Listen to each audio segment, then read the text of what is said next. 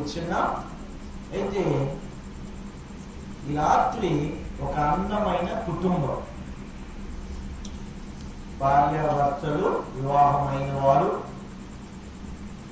ఇంకా వివాహమయ్యి పిల్లలు కనేసినట్టు చాలా అన్నటువంటి వారు కూడా ఈ వర్తమానం ఎంతో ఉపయోగకరంగా ఉంటుంది. రండి, హెబ్రీయులకు రాసిన పత్రిక 11వ అధ్యాయము 23వ వచనం నుంచి 27వ వచనం వరకు మనం మార్చి చదువుకుంటాం. హెబ్రీయులకు రాసినటువంటి పత్రిక 11వ అధ్యాయము 23 నుంచి 27 వరకు. మోషే పుట్టినప్పుడు అతని తల్లిదండ్రులు ఆ శిశువు సుందరుడైన చూచి విశ్వాసమును బట్టి రాజాజ్ఞకు భయపడక 3 మాసములు అతన్ని దాచిపెట్టిరి.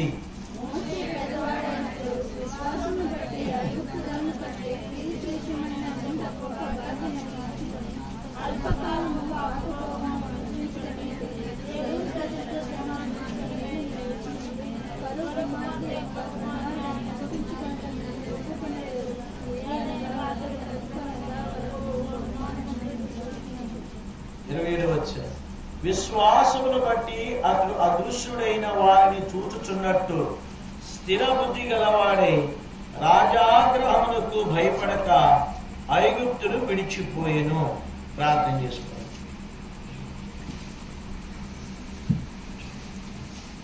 మా ప్రేమగల మా ప్రియమైన తండ్రి, మీ కుమారుడు మా ప్రభువైన యేసుక్రీస్తు వారి నామమును బట్టి ఎంతో వందనాలు. సోదరి దెబోరా జ్ఞాపకం చేసుకుని, సోదరుడు నెహెమ్యా జ్ఞాపకం చేసుకుని వారిద్దరు మీరు జతపరిచినందుకు ఎంతో వందనాలు. మరి దినాన్న తండ్రి ఆంధ్రయ తబిత వివాహ వార్షికోత్సవ కూడిక కొరకు కాబట్టి మీకు వందనాలు. కాబట్టి ఈ సమయాన్న తండ్రి నాయన నెహెమ్యా సోదరు చంద్రకళను కూడా మీరు ప్రతిష్ఠించండి. దేవా వారి కుటుంబ దాంపత్య జీవితాన్ని ఆశీర్వదించండి. సోదరుడు రామయ్య గారు, సోదరి మెర్సమ్మను బట్టి వందనాలు. ప్రభువా వారిని మీరు రక్షించుకున్నందుకై వందనాలు. రక్షించబడిన ఆత్మ నుంచి ఇప్పటి వరకు వారి జీవితంలో మీరు చేస్తున్న మేళ్ళను బట్టి మీకు స్తోత్రాలు. ఈ దినాన్న ప్రభువా కృతజ్ఞత కూడిక నిమిత్తమై మమ్మల్ని తోడుకుని వచ్చారు. అనుగ్రహించిన మంచి పాటలు బట్టి మీకు వందనాలు. అనుగ్రహించిన శక్తికి లేఖన భాగం బట్టి కూడా వందనాలు. ఈ లేఖన భాగంలో ఆశ్రయించి విరిచి మాకు పంచిపెట్టండి. నిలబట్టి నేను సంపూర్తిగా ఖాళీ చేసుకుంటున్నాను. దయతో నన్ను జ్ఞాపకం చేసుకోండి. మీ ఆత్మతో నన్ను నింపండి. నన్ను కూడా మీరు వాడుకోండి. ఈ మాటలు ఆశ్రయించమని కోరుతూ ప్రియమైన ప్రభువా పరిశుద్ధాత్మదేవా మీ కరుణాపీఠం నుంచి మాతో మాట్లాడమని ప్రార్థిస్తూ యేసుక్రీస్తు ప్రభువారి నామమును బట్టి వందనాలు చెల్లించి ప్రార్థిస్తున్నాము తండ్రి.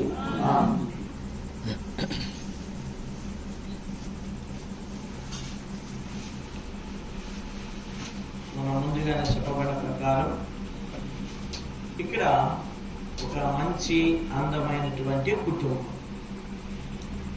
ఈ కుటుంబానికి యజమానుడు పేరు అమ్రా, యజమాను గారి పేరు యాకోబేతు. వారి కుటుంబంలో 3 పిల్లలు ఉన్నారు. పెద్ద ఆమె పేరు మిరియా, అలాగే పెద్ద అతని పేరు మోషేనా చెప్పాలి, అహరోన్. రెండవ అతను ఎవరు? మోషే. అయితే ఈ అందమైన కుటుంబము దేవుని అక్కర తీర్చిన కుటుంబం, దేవుడి అవసరం ఇచ్చినటువంటి కుటుంబం, దేవుడు వాడుకున్నటువంటి కుటుంబం. ఎందుకు దేవుడు వీళ్ళని ఇలా ఆశ్రయించాడు? వాళ్ళే కాదు, యేసుక్రీస్తు రక్తం ద్వారా కలగబడిన ప్రతి కుటుంబాన్ని కూడా దేవుడు ఈ కుటుంబం వలె ఆస్వాదించి దీవించాలని దేవుడు కోరుతా ఉన్నాడు. కాబట్టి ఈ కుటుంబంలో 5 విషయాలు నేను జ్ఞాపకం చేస్తాను. మొదటిగా ఈ కుటుంబము విశ్వాసం అంటూ జీవించింది. విశ్వాసం కలిగి ఏం చేసింది? జీవించింది.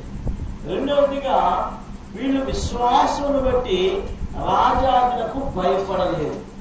మూడవదిగా విశ్వాసమును బట్టి తన కుమారుణ్ణి దాచిపెట్టారు. నాలుగవదిగా విశ్వాసమును బట్టి తన పిల్లలను విశ్వాసమును పెంచి పెద్ద చేశారు. ఐదవదిగా విశ్వాసమును బట్టి పెంచిన పిల్లలను దేవుని పరిచయం కొరకై, దేవుని కొరకై, దేవుని యొక్క ప్రజల నిమిత్తమై వాడుకోవడానికి దేవుని చేతికి అప్పగించారు. ఎన్ని విషయాలు చూసా? 5. మొదటిదేంటి? విశ్వాసమును బట్టి వారు జీవించారు. రెండవది విశ్వాసమును బట్టి రాజాలకు భయపడలేదు. మూడవది విశ్వాసమును బట్టి ఏం చేయలేదు వాళ్ళు? తన కుమారుణ్ణి భయపడక దాచిపెట్టారు. నాలుగవదిగా విశ్వాసమును బట్టి ఈ ముగ్గురు పిల్లలను పెంచి పెద్ద చేశారు. ఐదవదిగా విశ్వాసమును బట్టి వారు తన పెంచిన పిల్లలను ముగ్గురిని కూడా దేవుని పని కొరకై, ప్రజల కొరకై, ప్రజల క్షేమాభివృద్ధి కొరకై, దేవుడు అక్కర తెచ్చడానికి వారు ఏం చేశారు? ఇచ్చి వేశారు. అయితే అందుకని దేవుడు వారిని ఆశీర్వదించాడు. ఇక్కడ ఈ అమ్రాము యాకోబేదు యొక్క కుటుంబము అంటే ఆ కుటుంబం గురించి మనం ధ్యానిస్తే కొన్ని లక్షల మంది ప్రజలు అక్కడ ఉన్నారు. ఇశ్రాయేలీయులు కొన్ని లక్షల మంది ప్రజలు అక్కడ ఉన్నప్పుడు వారిని వాడుకోవడానికి ఇష్టపడిన దేవుడు ఈ కుటుంబాన్ని ఎందుకు వాడుకోవడానికి ఇష్టపడ్డాడు? కాబట్టి దేవుడి కోరిక ఏంటంటే సోదరుడు నెహెమ్యా, సోదరి చంద్రకళ కుటుంబం కూడా ఈ కుటుంబంలో ఉండాలని దేవుడు కోరుతున్నాడు. వారి కుటుంబమే కాదు, మన కుటుంబం కూడా అలా ఉండాలని దేవుడు కోరుతూ ఉన్నాడు. కాబట్టి ఇక్కడ అమ్రాము అంటే అర్థం ఏమిటంటే హెచ్చించబడినటువంటి జనం. ఏంటండి అమ్రాము అంటే అర్థం ఏంటి? హెచ్చించబడినటువంటి జనం. యాకోబేదు అంటే అర్థం ఏంటంటే దేవుని మహిమ. గుర్తుపెట్టుకుని మాట. అమ్రాము అంటే అర్థం ఏంటి? హెచ్చించబడినటువంటి జనము. యాకోబేదు అంటే అర్థం ఏంటి? దేవుని మహిమ. కాబట్టి వీరి జీవితం మనం చూస్తే ఈ యొక్క ఇశ్రాయేలీలు ఈ అమ్రాము యాకోబేదు యొక్క దినాల్లో వీళ్ళు ఎక్కడున్న వాళ్ళు? ఐగుప్తులో తగిన బానిసత్వంలో వాళ్ళు ఉన్నారు. ఆ బానిసత్వంలో వాళ్ళు ఉన్నారు. వీళ్ళకి ఎందుకంత విశ్వాసం వచ్చింది? వాళ్ళు ఎందుకు దేవుడు వారిని ఎందుకు వాడుకున్నాడు? దేవుడు ఎందుకు ఇలాంటి వారిని దేవుడు ఎందుకు దీవిస్తాడు? ఇలాంటి వారిని దేవుడు ఎందుకు ఆశీర్వదిస్తాడు? ఇలాంటి వారి పిల్లల్ని దేవుడు ఎందుకు వాడుకుంటాడు అని మనం జ్ఞాపకం చేసుకుంటే భర్త భార్య వారి యొక్క విశ్వాస జీవితాన్ని బట్టి పిల్లలు విశ్వాసంలోనికి వారు వస్తారు. కాబట్టి ఇక్కడ దేవుని వాక్యాన్ని మనం చూస్తే దేవుని వాక్యాన్ని కానీ ఇక్కడ మనము క్షుణ్ణంగా మనం పరిశీలన చేస్తే ఇశ్రాయేలు యొక్క ప్రజలు ఐగుప్తు దేశంలో వారు ఉన్నప్పుడు 430 సంవత్సరాలు వారి కఠిన దాసత్వంలో వారు ఉన్నారు. మొట్టమొదటిగా యాకోబు దినాల్లో కరువు వచ్చింది. చూడండి, అబ్రాహాము దినాల్లో కరువు వచ్చింది, ఇస్సాకు దినాల్లో కరువు వచ్చింది, యాకోబు దినాల్లో కరువు వచ్చింది. అబ్రాహాము దినాల్లో కరువు వచ్చినప్పుడు ఐగుప్తుకి వెళ్ళిపోయారు. ఇస్సాకు దినాల్లో కరువు వచ్చినప్పుడు ఐగుప్తుకి వెళ్దామని బయలుదేరుతుంటే దేవుడు వద్దన్నాడు. అయితే యాకోబు దినాల కరువు వచ్చినప్పుడు యాకోబు కంటే ముందుగా ఎవరిని పంపాడు దేవుడు? యోసేపును పంపాడు. యోసేపు అక్కడ పరిపాలన చేసిన తర్వాత యోసేపు ఎన్ని సంవత్సరాలు బ్రతికాడు? 110 సంవత్సరాలు బ్రతికాడు. యోసేపు 17 సంవత్సరాలకి తండ్రి నుంచి వేరు చేయబడి ఐగుప్తుకు వచ్చేసాడు. 110లో 17 తీస్తే ఎంత ఉంది? ఇంకా 93 ఉంది. 93. ఈ 93లో ఇంకా 13 తీస్తే ఎంత ఉంది? 13 సంవత్సరాలు కఠినమైన ఐగుప్తులో బానిసత్వం చేశాడు. ఇంకా 30 సంవత్సరాలకి గుర్తుపెట్టుకోండి, 30 సంవత్సరాలకి ప్రధానమంత్రి అయ్యాడు. మొదటి 17 సంవత్సరాలు ఎక్కడున్నాడు? తండ్రి యొద్ద ఉన్నాడు. తర్వాత 13 సంవత్సరాలు ఎక్కడున్నాడు? పొతిఫర్ ఇంట్లోనూ ఎన్ని సంవత్సరాలు? 11 సంవత్సరాలు ఉన్నాడు. సెరసాలు ఎన్ని సంవత్సరాలు ఉన్నాడు? 2 సంవత్సరాలు ఉన్నాడు. కాబట్టి మొత్తము ఇంకా ఈ 30 సంవత్సరాలు పోగా ఇంకా 80 సంవత్సరాలు. ఈ 80 సంవత్సరాలు కూడా ఈ యొక్క యోసేపు ఐగుప్తుని ఏలుతా ఉన్నాడు. కాబట్టి యోసేపు చివరి దినాలు వచ్చేసాయి. చివరి దినాలు వచ్చినప్పుడు వారికి ఎలాంటి శ్రమలు లేవు. ఇశ్రాయేలు ప్రజలు విస్తరించారు. ఇశ్రాయేలు ప్రజలు అన్ని క్షేమం కలిగింది. ఇశ్రాయేలు ప్రజలకు నొప్పి లేదు, బాధ లేదు, ఇబ్బంది లేదు. కానీ యోసేపు వెళుతూ వెళుతూ చాలా చివరి దినాల్లో వచ్చినప్పుడు ఇశ్రాయేలు పిల్లలను పిలిచి ఒక మాట చెప్పాడు. 50వ అధ్యాయం ఆదికాండములో చూడండి. ఆదికాండము 50వ అధ్యాయంలో ఒక మాట చెప్పాడు. ఏమన్నాడు ఇక్కడ? 24వ వచనం. యోసేపు తన సహోదరులు చూచి, నేను చనిపోవచ్చున్నాను, దేవుడు నిశ్చయముగా మిమ్మల్ని చూడవచ్చి ఈ దేశములో నుండి తాను అబ్రహాము, ఇస్సాకు, యాకోబులతో ప్రమాణము చేసి ఇచ్చిన దేశములకు మిమ్మల్ని తీసుకుని పోవాలని చెప్పారు. ఈ మాట గుర్తు పెట్టుకోండి. కాబట్టి యోసేపు తన చివరి దినాల్లో తన సహోదరులను పిలిచి, అయ్యా నేను వెళ్ళిపోతున్నాను, అయితే వెళ్ళే ముందు ఒక మంచి మాట నీకు చెప్తా. ఏంటి ఆ మాట అని అంటే, దేవుని వాక్యం చెప్తుంది, దేవుడు నిశ్చయముగా మిమ్మల్ని చూడవచ్చును. కాబట్టి మీరు ఈ దేశంలో మీరుండరు. ఈ దేశంలో నుండి మిమ్మల్ని అబ్రహాము, ఇస్సాకులకు, యాకోబులకు ప్రమాణం చేసిన దేశంలోకి మిమ్మల్ని దేవుడు తీసుకుని వెళ్ళిపోతాడు అని చెప్పాడు. అయితే యోసేపు వెళ్ళిపోయాడు. యోసేపు వెళ్ళిపోయిన తర్వాత వాళ్ళు చూడండి, యోసేపు ఉన్న దినాల్లో వారి క్షేమం అనిపించారు. అయితే నిర్గమాకాండ 1వ అధ్యాయంకి వచ్చేటప్పటికి 1వ అధ్యాయంలో యోసేపు ఎరగని ఒక ఐగుప్తు రాజు ఏలుతూ ఉన్నాడు. యోసేపు అంటే ఎవరో తెలియదు. అయితే అలాంటి దినాల్లో వారి సమస్యలు ప్రారంభమయ్యాయి. కాబట్టి ఇక్కడ యాకోబు, అమ్రాము కుటుంబంలో చూసుకోవాల్సిన మొట్టమొదటి లక్ష్యం ఏంటంటే వారు విశ్వాసముతో జీవించారు. ఎప్పుడు విశ్వాసంతో జీవించారు? వారు ఏ పరిస్థితులు గుండా చూడండి, భార్య భర్తలు వారు కలిసి విశ్వాసంతో జీవించారండి. కలిసి విశ్వాసముతో రాజాదులకు భయపడలేదు. మూడవదిగా కలిసి తమ కుమారుణ్ణి దాచిపెట్టారు. వారిద్దరూ కలిసి తమ పిల్లలను విశ్వాసమందు పెంచారు. వారిద్దరూ కలిసి ఏం చేశారండి? వారు ఏం చేశారు? తమ పిల్లలను దేవుడు పని కొరకే ఇచ్చారు. కాబట్టి భార్య భర్తలు కలిసి చేస్తేనే కుటుంబము వర్ధిల్లుద్ది. గుర్తుపెట్టుకోండి. కాబట్టి దేవుని పిల్లమైన మనము భర్త భార్య దేవుని దృష్టిలో ఎవరండి? సమానులే. ఒకడు ఎక్కువ కాదు, ఒకడు తక్కువ కాదు. ఒకడు యజమానుడు కాదు, ఆమె దాసి కాదు. దేవుని వాక్యం మనం అనేక చూస్తాము. ఆదాము అవ్వను చూసినప్పుడు దేవుడు వారిద్దరిని ఆశీర్వదించాడు. ఆశీర్వదించి ఏమన్నాడు? మీరు ఫలించండి, అభివృద్ధి పొందండి, మీరు విస్తరించండి, భూమి నిండించి లోబర్చుకుని దాన్ని ఏలండి అని చెప్పాడు. కానీ ఇక్కడ దేవుని వాక్యం వచ్చేటప్పటికి కుటుంబము బాగుపడాలి అన్నా, కుటుంబం వర్ధిల్లాలన్నా, భార్య భర్తలు దేవుని దృష్టిలో ఇద్దరు ఎలాగైతే సమానమో అలాగే కుటుంబంలో కూడా భార్య భర్తలు అన్ని బాధ్యతలు సమానంగా తీసుకోవాలి. చాలా మంది భార్య భర్తలు ఏం చేస్తారు అంటే, నేను మగవాడిని కదా, నేను ఇటువంటి తిరిగి వస్తాను, నా భార్య చూసుకుంటుందిలే అని మనం తిరిగి రాకూడదు.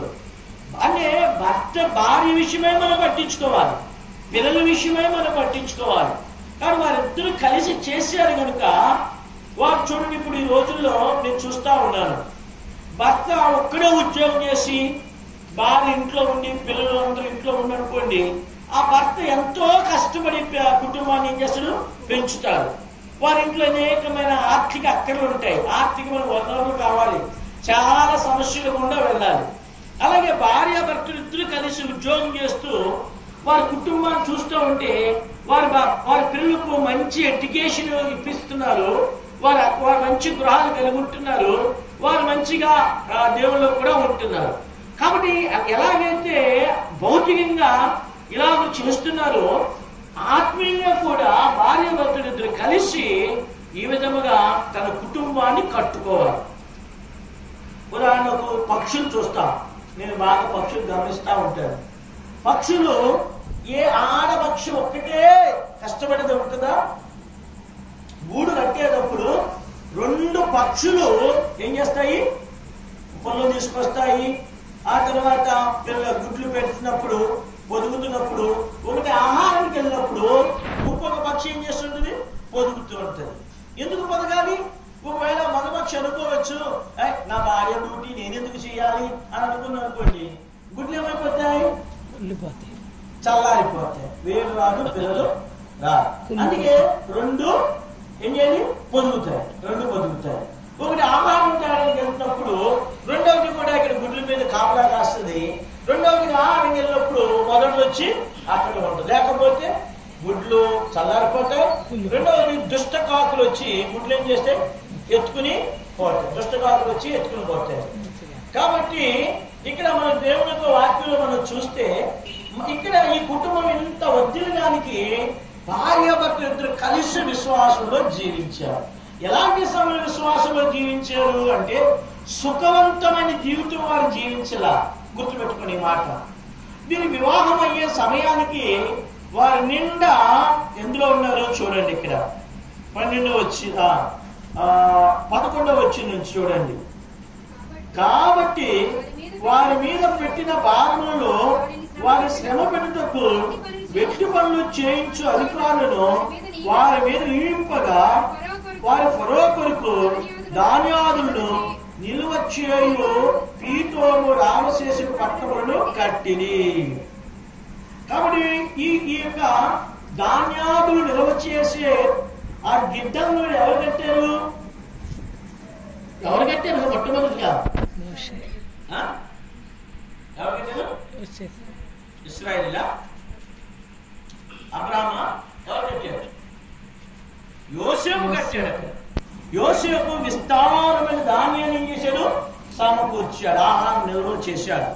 మరి వీళ్ళు కూడా పట్టణాన్ని కట్టడానికి వారిని ఆ దినాల్లో ఎవరు వాడారు? యోసేపు ఐగుప్తులు వాడారు. కానీ ఇక్కడికి వచ్చేటప్పటికి ఎవరిని వాడుతున్నారు? ఐగుప్తులు ఇశ్రాయేలు వాడుతున్నారు. మరి ఇశ్రాయేలు గురించి అక్కడ ఉన్నాడు 12వ వచనంలో, అయినను ఐగుప్తులు వారి శ్రమ పెట్టిన కొలది వారు విస్తరించి ప్రబలిని కనుక వారి ఇశ్రాయేలుల అసహ్యపడి. గుర్తుపెట్టుకునే మాట. వారు దేశం కాని దేశంలో వారు ఉన్నారు, బానిసత్తులో వారు ఉన్నారు.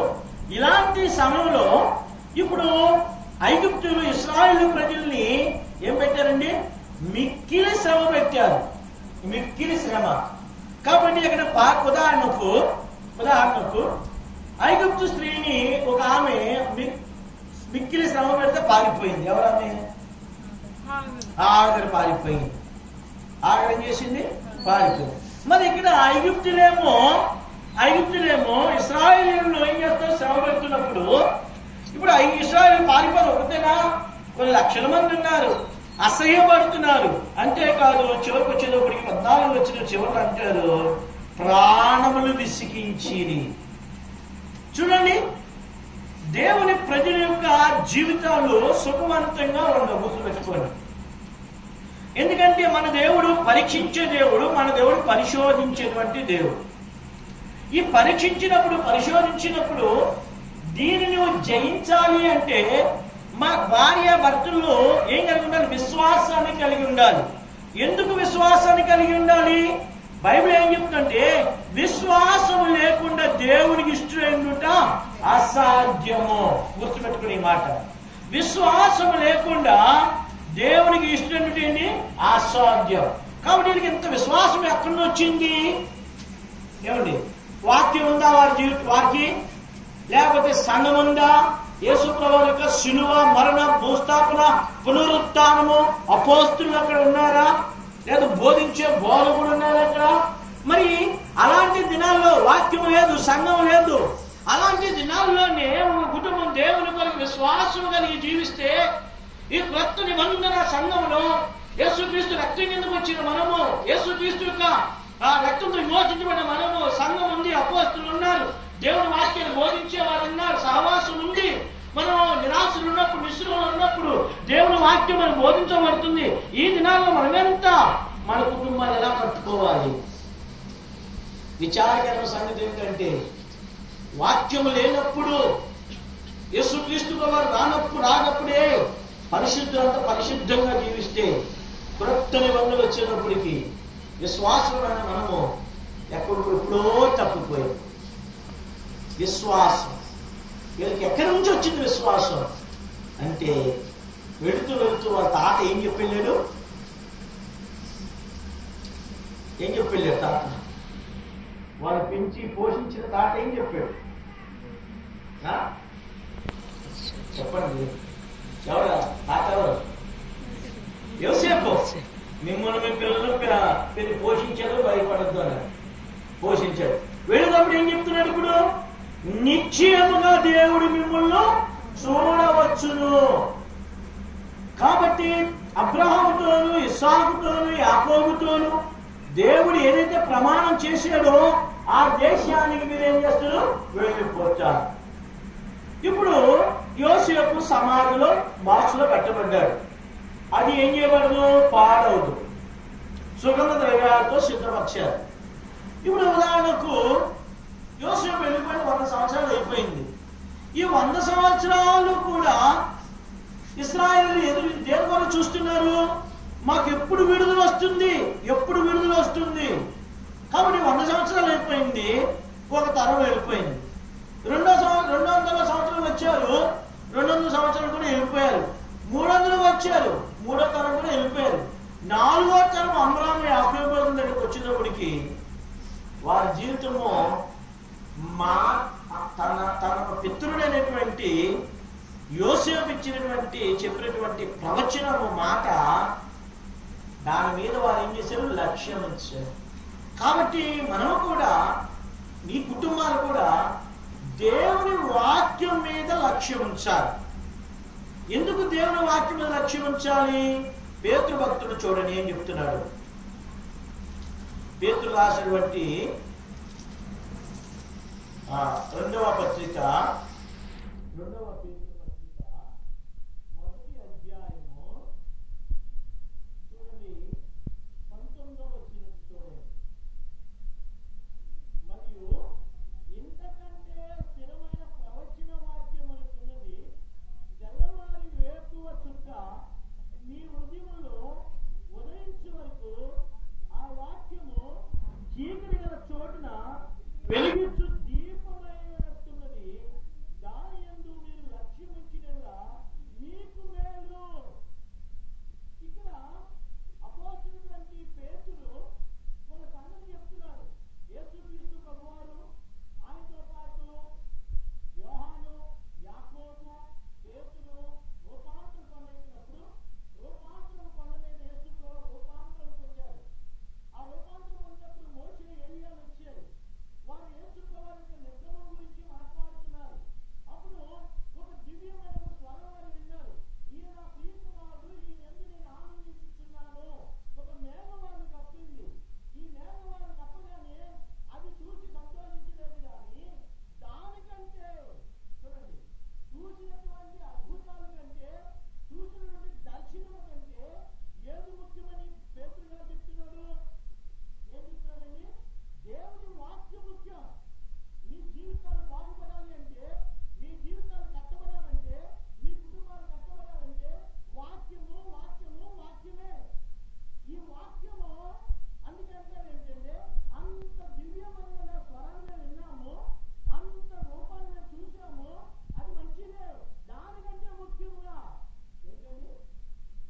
స్థిరమైన ప్రవచన వాక్యం అనుకున్నది, దాని యందు లక్ష్యం ఉంచేయడం మీకు మేలు. వాక్యముకు లక్ష్యం ఉంచితే మేలు.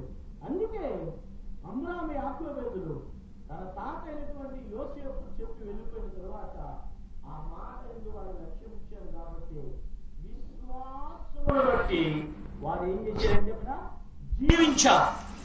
చెప్పండి, ఇప్పుడు దేని బట్టి జీవించారండి? విశ్వాసం. విశ్వాసం ఎలా వచ్చింది? బైబిల్ ఏం చెప్తుంది? విశ్వాసం ఎలా వస్తుంది? వినుట ద్వారా విశ్వాసం కలుగుద్ది. అది దేవుని వాక్యం ద్వారా విశ్వాసం కలుగుద్ది. విశ్వాసం అనేది ఏంటి అంట? నిరీక్షించబడు నిజ స్వరూపమై ఉన్నది అన్నాడు బైబిల్. అంటే ఇంకా అది జరగలేదు, కానీ వారు ఏం చేస్తారు? జరుగుతుంది అని నమ్ముతున్నారు. అలాగే మీ జీవితంలో కూడా విశ్వాస నిరీక్షణతో మన కుటుంబాన్ని కట్టుకోవాలి. ఏమా చంద్రకళ, ఏం కట్టుకోవాలి? ఎలా కట్టుకోవాలి? ఏమిరా? విశ్వాసము, నిరీక్షణ. విశ్వాసం, భార్య భర్తలు విశ్వాసం కలిగి ఉండాలి, నిరీక్షణ కలిగి ఉండాలి. ఉదాహరణకు కొన్నిసార్లు భర్త నిరాశలో నిస్పృహలో ఉంటే, భర్త అనేకమైన సమస్యలు ఉండే ఇబ్బందులు ఎదుగుతూ చాలా ఇబ్బందులు ఎదుగుతున్నప్పుడు భార్య భర్తను ఏం చేయాలి? విశ్వాసంతో ప్రోత్సాహపరచాలి. కాబట్టి అందుకని చూడ అనేక సార్లు సహోదరులు చాలా వెంకగా కనబడతారు, కానీ సమస్య వచ్చింది అనుకోండి, సమస్య వస్తే ఆడవాళ్ళకున్న ధైర్యం మగవాళ్ళకి ఉండనే ఉండదు. ఇది ఒప్పుకోవాల్సిందే. నేను చాలా మంది ఆడవాళ్ళు చూశాను, ఎవరికి ఒంట్లో బాగాలనుకోండి భర్త కంగారు పడతాడు, కానీ ఆడలు ఎక్కువ కంగారు పడతారా? ఆడలు ఎక్కువ కంగారు పడని చూడండి, ఎంతో ధైర్యంగా నిలబడతా ఉంటాడు. కాబట్టి ఇక్కడ భార్య, ఇప్పుడు భర్త అమ్రాము నిరాశలో ఉన్నాడు అనుకుందాం, నిస్పృహలో ఉన్నాడు అనుకుందాం. అప్పుడు యాకోబేదు ఏం చేసింది? అయ్యా, దీన్ని ఒకదానికి మాట చెప్తారా? బైబిల్ బయటకు తీసుకొచ్చింది ఎవరు? క్యాథలిక్స్ నుంచి, రోమన్ క్యాథలిక్స్ నుంచి బయట తీసుకొచ్చింది ఎవరు చెప్పండి? మొట్టమొదటి పాస్టర్ గారు ఎవరని చెప్పండి భూమి మీద ఇక్కడ? అంటే కొత్త నిబంధనలు చెప్పండి. పాస్టర్ గారు ఎవరు? మార్టిన్ లూథర్ గారు, ప్రొటెస్టెంట్. అప్పుడు వరకు పోపులు, బిషప్పులు, ఫాదర్స్ ఉండేవారు. కాబట్టి ఈ యొక్క మార్టిన్ లూథర్ గారు చాలా నిరాశలో ఉన్నాడండి, నిస్పృహలో ఉన్నాడు, తల పట్టుకుని కూర్చున్నాడు. సరే, భార్య నల్ల డ్రెస్ వేసుకొచ్చింది. ఆయన భార్య ఫారినర్స్ నల్ల డ్రెస్, నల్ల బట్టలు ఎప్పుడు ధరిస్తారు తెలుసా? ఎవరైనా చచ్చిపోతే ఆ భూస్థాపన జరుగుతూ నల్ల బట్టలు ధరిస్తారు. ఈయన ఎంతో బాధలో ఉన్నప్పుడు నల్ల బట్టలు ధరించి ఆయన దగ్గరకు వచ్చిందంట. ఈయన కంగారు పడిపోయి, ఏమ్మా ఎవరు చనిపోయారు, ఎక్కడ భూస్థాపన జరుగుతున్నావు అని కంగారు పోయాడంట. ఆమె తల పట్టుకుందంట, యేసుప్రభు చనిపోయాడండి, యేసుప్రభు చనిపోయాడండి. అదేంటమ్మా యేసుప్రభు చనిపోవడం ఏంటి అని ఆశ్చర్యం అడిగితే, అవునండి, మీరు తలపట్టుకుని కూర్చుంటే మీ జీవితంలో ఎవరు లేరనుకుంటున్నాను, ఇప్పుడు యేసుప్రభు చనిపోయారు, ఇంకా లేరనుకుంటున్నాను నేను. కాబట్టి మన దేవుడు సజీవుడైనటువంటి దేవుడు, మన దేవుడు మరణాన్ని జయించేటువంటి దేవుడు, మన దేవుడు పాపాన్ని జయించినటువంటి దేవుడు, మన దేవుడు సమస్యలు జయించినటువంటి దేవుడు, ఇంకా యేసు క్రీస్తు సజీవుడై ఉన్నాడు. ఆ సజీవుడైన దేవుడు మనం విడిచిపెట్టడు అని చెప్పింది. అప్పుడు నిరాశ నుంచి బయటకు వచ్చాడు. చూసారా, భార్య బాధ్యత, భర్త ఎంత ధైర్యం ఉన్నప్పటికీ కూడా నేను చెప్పగలను, నేను ఎంతో భీకరంగా కనబడతాను, కానీ ఏదైనా సమస్య వచ్చేస్తే పైకి లాగా కొంచెము ఏమి ఎరగనట్టు ఉంటారు, కానీ లోపల మాత్రము గుండె దడదడలాడుతూ ఉంటుంది. అప్పుడు దేవుడు అంటుంటుంది, అయ్యా ఎంతవరకు సహాయం చేసి దేవుడికి చేయడా, ఏమండి మనకు అలా చెప్తాలే అని అంటూ ఉంటారు. కాబట్టి అయినప్పటికీ కూడా ప్రోత్సాహం. కాబట్టి ఏమి నిరాశ నిస్పృహలో ఉన్నప్పుడు భార్య ఏం చేయాలి? నువ్వు కూడా తడిగుడు చేసుకుని కూర్చోవాలా? ఏ వద్దులుగా తడిగుడు వేసి కూర్చుంటే ఏమవుద్ది చెప్పండి. అక్కడ నిరాశ వస్తుంది, నిస్పృహ వస్తుంది, ఇంకా విరక్తి వస్తుంది. ఇక్కడ నుంచే ప్రారంభం అవ్వద్దు. అప్పుడు ఒకరి మీద ఒకరు ఏమి వేస్తారు? జ్ఞానస్థాపన. తప్పు నీదంటే నీది, నీదంటే నీది. అక్కడికి వచ్చేస్తుంది. అక్కడ ఆగిపోద్దా? ఏం మాట్లాడుతున్నాను, నేను భర్తనని చెప్పి ఏం చెప్తాను, బాటలు చెప్తారో లేకపోతే కనుక ఇస్తారో ఏం చెప్తారు. మరి అయిందని కొట్టాను, ఇల్లు కలిగింది అనుకో, ఇప్పుడు ఎక్కడికి ఎలా చిలికి వెళ్ళిపోతుంది. కాబట్టి దేవుని పిల్లలని మనము వీళ్ళు పక్కనే చుట్టూరు శ్రమలు ఉన్నాయి. అమ్రామ్ యాకోబులకి ప్రాణాలు విసిగిస్తా ఉన్నారు. దినమంతా వచ్చి పనిచేయాలి. దినమంతా వచ్చి ఏం చేయాలి? ఇటుకలు కార్చాలి, దినమంతా మట్టి పిసకాలి, తొక్కాలి. అవన్నీ చేసి వచ్చిన తర్వాత పిల్లలను చూసుకోవాలి. అక్కడ కానీ ఇటుకలు తక్కువైతే దెబ్బలు తిని వచ్చేవాడు. మరి ఇంత బాధ్యత వహిస్తూ కూడా కుటుంబాన్ని చూడు మరి ఎంతగా కట్టుకున్నారు. అందుకే కుటుంబ జీవితము ఏంటండి?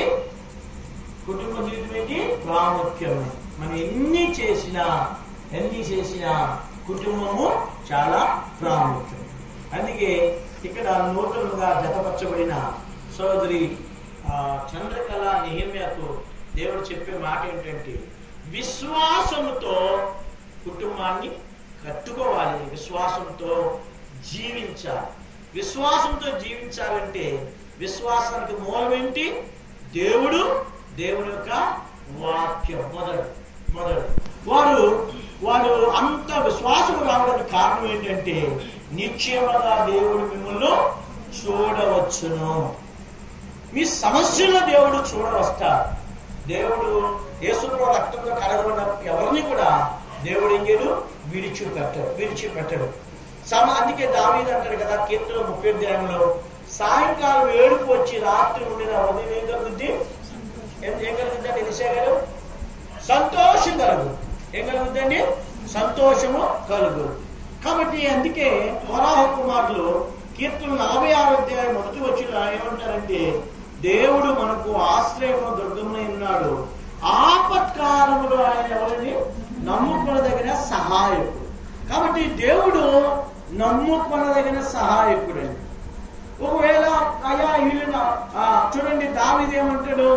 రాజును నమ్ముకున్న కంటే యెహోవా నమ్ముకుంటాం మేలు. తర్వాత ఎవరడు? మనుషులు నమ్ముకున్న కంటే యెహోవా నమ్ముకున్న వాడు ధన్యుడు అన్నాడు.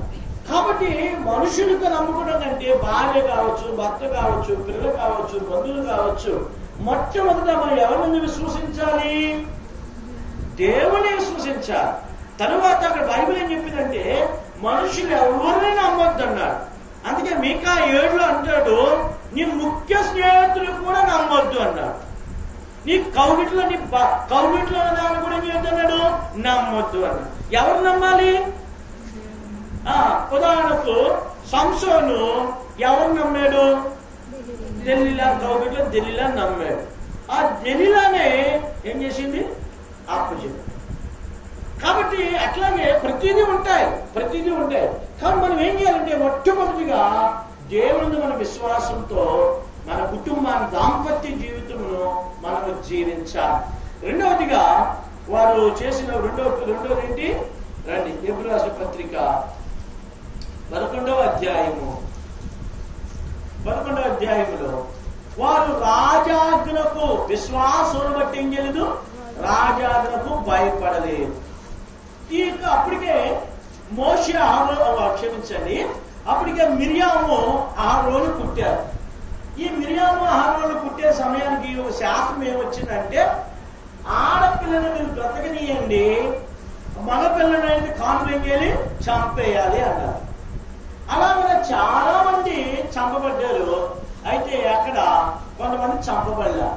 ఐగుప్తు రాజు మంత్రసాలను పిలిచి అడిగాడు, ఏమా ఎందుకు మీరు చంపట్లేదు అంటే వాళ్ళు చక్కని మాట చెప్పారు. హెబ్రీ స్త్రీలు ఐగుప్తు స్త్రీలు వంటి వారు కాదు, వారు ఎలాంటి వారు? చురుకైనటువంటి వారు. అర్థమైందండి? ఎలా ఉండాలి భార్య?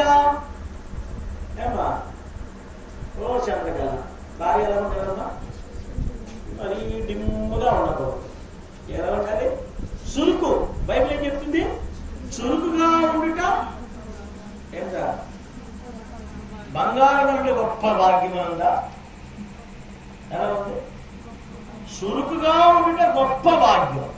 కాబట్టి హెబ్రీ స్త్రీలు, అందుకే దేవుని పిల్లలు గురించి రాస్తూ సామెతలు 31 అధ్యాయాలు అంటాడు, యెహోవా యందు భయభక్తులు గల స్త్రీ ఏం చేయబడింది? కొనియాడబడుద్ది. ఆమె పెందల కడనే లభిస్తుంది. ఎప్పుడు లభిస్తుంది అంట? మనం ఎట్లా ఇస్తాం? మన ముందు ఒక కన్యక ఇశ్రాయేలు చిన్నది. చెప్పమ్మా, నేను ఇస్తామా? పని ఉంటే 6ంటికి, పని లేకపోతే అమ్మా మంచి. మీరెవరు? మీరే ఇస్తారమ్మా చేయమ్మా. ఇంకా చీకటిగా ఉండగానే పెందల కడనే లెగుస్తారు. కాబట్టి దేవుని పిల్లలు చీకటిగా ఉండగానే పెందల కడగానే ఇంకేం మనం లేక. కానీ ఇక్కడ వారు చురుకైన వారు అన్నారు. అయితే మోషే పుట్టే సమయంలో ఇంకొక శాసనం వచ్చింది. ఏంటి శాసనము? ఏం శాసనం అండి? మగ పిల్లవాడిని ఎక్కడ పడేయాలి? నైల్ నదిలో పడేయాలి. చాలా మంది పడవేసేసారు. అయితే బైబిల్ ఏం చెప్తుందంటే వారు రాజాలకు భయపడలేదు. దేని బట్టి భయపడలేదు? విశ్వాసమును బట్టి. కాబట్టి కుటుంబ జీవితంలో అనేకమైన కలవరాలు వస్తుంటాయి. కాబట్టి కలవరాలు మనం భయపడక్కర్లా. ఎందుకంటే దేవుని వాక్యం చెప్తుంది, మనుషుడు జతపరిచిన వారిని ఏ మనుషుడు ఏం చేయకూడదు? వేరు చేయకూడదు. ఎలాంటి భార్య కావచ్చు, చూడండి, తల్లిదండ్రులు కావచ్చు, అత్తమామలు కావచ్చు, లేకపోతే ఇంకెవరండి, బావగారు, అక్కగారు, వారి జ్యోతుల్లో ఏం చేయకూడదు? స్నేహితులు వేలెట్టకూడదు. 3వ వ్యక్తి ఏం చేయకూడదు? వేలు పెట్టకూడదు. ఎందుకని బైబిల్ చెప్తుంది. దేవుడు చెప్పాడు, యేసును చెప్పారు. ఏమన్నారు అక్కడ? దేవుడు జతపరిచిన వారిని ఏ మనుషుడు ఏం చేయకూడదు? వేరు చేయకూడదు. కాబట్టి వారిద్దరూ, అందుకే బైబిల్ చెప్తుంటే వారిద్దరూ ఏక శరీరం అన్నారు. ఇప్పుడు నెహెమ్యా, చంద్రకళ వీరిద్దరూ వివాహములకు జతపరచబడ్డారు. ఇప్పుడు వారిద్దరూ వేరు కాదు, వారిద్దరూ ఒకటే. కాబట్టి వారిద్దరి మధ్యలోనికి ఏ వ్యక్తి కూడా వెళ్ళడానికి ప్రయత్నం చేయకూడదు. కాబట్టి ఇక్కడ వీళ్ళ జీవితంలో సమస్య వచ్చింది ఏంటంటే, అందమైన ఒక కుమారుడు పుట్టాడు. ఈ అందమైన కుమారుడు చూడడానికి చక్కగా ఉన్నాడు. ఈ కుమారుని తీసుకెళ్లి నైల్ నదిలో పడేయమన్నాడు. ఎందుకంటే నైల్ నది వాళ్ళు పూజించే దేవత. ఐగుప్తీయులు మొసళ్ళు పూజిస్తారు, కప్పలను పూజిస్తారు, అన్నిటిని పూజిస్తారు వాళ్ళు. కాబట్టి అలాంటి వారికి అర్పించబడుతున్నారు. దేవుడు ఇచ్చిన పిల్లలు తీసుకెళ్లి అందులో పడేయమంటారు. ఎంత బాధ ఉంటే పడేయకుండా ఉంటారు. అయితే విశ్వాసమును బట్టి వారు ఏం చేశారండి? 3 నెలలు దాచిపెట్టారు. ఉదాహరణకు పక్కోళ్ళు తెలిసినందుకు చెప్తారు. కానీ ఎలా దాచిపెట్టారు? వారు ఎంత ప్రార్థనాపూర్వకంగా, వారు ఎంత విశ్వాసంతో వారు గడిపారు. అలాగే మనం కూడా భార్యాభర్తల మధ్యలో సంగతులు ఏం చేయాలి? దాచిపెట్టాలి. భార్యాభర్తల మధ్య సంగతులు ఏం చేయాలి? నెహెమ్యా ప్రతిదీ తీసుకెళ్ళి మా చంద్రకళ ఇలాంటిది అలాంటిది ఏదో అని మనం చెప్పకూడదు. అలాగే చంద్రకళ మా నెహెమ్యా చూడడానికి అమాయకంగా ఉన్నాడు కానీ అమ్మో అని చెప్పి ఏం చేయకూడదు? ఏది కాకి చెప్పకూడదు. ఇతరులకు ఏం చెప్పాలి? అయ్యా మా అక్కల గురించి ప్రార్థించి నేను చెప్పాలి. భర్త బలహీనతలను, భార్య బలహీనతలను చెప్పారనుకోండి, మన కుటుంబమే ఏమవుద్ది? చులకనైద్ది. ఏమైపోద్ది? నాకు కూడా తెలియక ప్రారంభంలో నేను ఒకరికి చెప్పాను కొత్తలు, కానీ అది ఎంతో నష్టం కలిగేసి. కాబట్టి దేవుని పిల్లమైన మనము భార్య భర్తల మధ్య జరుగుతున్నటువంటి ఏది కూడా ఇతరులకు ఏం చేయకూడదు. అందుకే ఒక మాట చెప్తాను, మీరు గుర్తుపెట్టుకోండి. ఏమే ఇంటికి గుట్టుండాలి, కోనేటికి గట్టుండాలి, ఆపరేషన్కి కట్టుండాలి. చెప్పండి నువ్వు చెప్పు. ఏమన్నా అర్థమైందని చెప్పింది చెప్పండి. ఇంటికి గుట్టు, కోనేటికి గట్టు, ఆపరేషన్కి కట్టు. ఇంటికి గుట్టు లేకపోతే సంసారం అంతా ప్రజానికి వెళ్ళిపోద్ది. కోనేటికి కానీ గట్టు లేకపోతే ఏమవుద్ది? ఊళ్ళు మునిగిపోతాయి. ఆపరేషన్ కట్టు లేకపోతే ఏమవుద్ది? ఏమవుద్ది? మాట్లాడండి, చెప్పాలి. ఏమవుద్ది? మొత్తం రక్తం అంతా జరిగినప్పుడు ఒరే కట్టండి అంటారు. నయం అంతే కదా. అలాగే వీళ్ళిద్దరు కూడా మూడు నెలలు వాటిని దాచారు, విశ్వాసును బట్టి దాచారు. ఉదాహరణకు అమ్రాము నారాయణ పిలుపుడుకో, అమ్మా రాజాకులు వచ్చింది, ఒక దొరికితే ఆడితో పాటు మన త్రిపులను చంపేస్తారు, నిన్ను చంపేస్తారు, నన్ను కూడా చంపేస్తారు అని మనము భార్యని భయపడుతూ వచ్చి ఏమండి, భార్య వచ్చు, ఓ అమ్రామా ఏంటి నువ్వు ఇలాగ దాస్తున్న పిల్లోని వీడి కోసము 1:4 ప్రాణాలు. ఒక మోసే బతకాలి అంటే మోసే చస్తే 4 బతుకుతారు. ఒకవేళ దొరికితే ఈతుతో పాటు ఈ 4 కూడా చనిపోతారు. ఒకరు పోగొట్టుకోవడం మనకి ఇష్టమా, 4 పోగొట్టుకోవడం ఇష్టమా? ఒకరు పోగొట్టుకోవడం ఇష్టపడతారు మన బతకాలంటే. అలాగే ఇప్పుడు దానికి చాలా మంది చెరువులో పడ్డాడు అనుకుందాం. చెరువులో పడినాడు, ఈతరాలు మునుగుతున్నాడు. ఇంకొకటి రక్షించడానికి వెళ్ళినప్పుడు ఈ చెరువులో పడ్డాడు ముందు ఏం చేస్తాడు, ఆడి గట్టిగా పట్టేసుకుంటాడు. ఇంక ఈత రాదు, కొంతమంది ఇద్దరు చచ్చిపోతాడు. అప్పుడు తెలివైన ఏం చేస్తాడు తెలుసా, ఏం చేస్తాడు, ఆ ఈత రాని వాళ్ళు ఒక తోపు బయట తోసేసి ఈడు బతుకుతాడు, ఈడు చచ్చిపోతాడు. కానీ ఇక్కడ దొరికితే ఏమైపోతారు, ఎదురు కూడా అందరూ చనిపోతారు. అయితే రాజాజ్ఞను బట్టి ఏం చేయలేదు, భయపడక. కాబట్టి ఏ విషయం ఉందో మరి భయపడక్కల కుటుంబంలో ఏ విషయాన్ని కూడా. కొత్త బండి కొనుక్కున్నాం అనుకోండి, కొత్త బండిలు ఏముంటాయండి, కుదుపులు ఉంటాయి కదా. కొత్తగా బండి కొనుక్కున్నా ఆండ్రాయిడ్ బండి ఒకేసారి తోలేసాడా, ఎలా దొరుకుతారు? ముందు తోసుకుంటూ కొంచెం వెళ్తూ పడుతూ లెగుస్తూ అలాగే కుటుంబం కూడా కొత్తలు కాబట్టి కొన్ని కుదుపులు ఉంటాయి. ఏమంటే కొన్ని కుదుపులు ఉంటాయి. ఏమో చంద్రగిరి ఏమిటమ్మా, మనం అనుకున్నట్టు ఉండవు. పెళ్లి కాకుండా అనుకుంటున్నా మాకు భార్య భర్తలు కలిసి సినిమాలో కొంత చూపిస్తుంటారు కదా, ఏమంటే అసలు అన్యోన్య దాంపత్య జీవితమో అన్నట్టు ఉంటుంది. ఏమంటే అనేక మంది సినిమాల్లో చూస్తూ ఉంటారు కదా, ఏమంటే పెళ్లితో శుభం అయిపోద్ది. కానీ పెళ్లితో శుభం కాదు ఈ యొక్క మానవ జీవితం. పెళ్ళైన దగ్గర నుంచి అస్సలు కథ మొదలవుతుంది. ఎందుకంటే ఇక్కడ 3 మంది ఉన్నారు వివాహం అయిన వాళ్ళు, నాన్న అడగండి. పెళ్ళైన తర్వాత అస్సలు కథ మొదలవుద్ది. పిల్లలు, తర్వాత వారి గురించి అక్కర్లో ఎన్ని సమస్యలు ఉంటాయి. కాబట్టి అన్నిట్లో కూడా మన దేవుడు ఎబినేజరు దేవుడుగా ఉంటాడు, మన దేవుడు ఇమ్మానుయేలు దేవుడుగా ఉంటాడు. అందుకనే మన కుటుంబానికి, ఈ అమ్రాము యాకోబుల కుటుంబానికి దేవుడు ప్రభువు అయి ఉన్నాడు. కాబట్టి మన కుటుంబానికి ప్రభువుగా ఉండాలి. యేసు ప్రభువారు మనకు ప్రభువుగా ఉండాలి. యేసు ప్రభువారు ఆజ్ఞ లేకుండా మనం ఏదీ చేయకూడదు. ఆయన ఆజ్ఞను మనం నెరవేర్స్తే మన కుటుంబాన్ని దేవుడు ఏం చేస్తాడు, దీవిస్తాడు. కాబట్టి మనం వెళ్ళాలన్నా, కూర్చోవాలన్నా, మనం ఏ పని చేయాలన్నా దేవుని చిత్తాన్ని కనిపెట్టాలి. ఆయన మనతో కూడా ఉండేటువంటి వాడు. మన కుటుంబంలో ఆయన ఉంటే అక్కడ ఆనందం. మన కుటుంబం ఆయన ఉంటే ఆ ఇంటిని చక్కబరుస్తాడు. ఆయన న్యాయాధిపతి, ఆయన పెద్ద మనిషి. సమస్యలు వచ్చినప్పుడు ఒక దైవ సేవకుడిని ఇంటర్వ్యూ చేశారు. ఒక దేవుని సేవకుడిని ఇంటర్వ్యూ చేస్తే భార్య భర్తలు ఇద్దరిని ఇంటర్వ్యూ చేసినప్పుడు వారిని అడిగారు, మీరు ఎప్పుడైనా గొడవలు పడలేదా అని అడిగారు. పడ్డామండి పెళ్ళైన కొత్తలో అన్నారు. మరి మీరు ఏం చేశారు అన్నారు.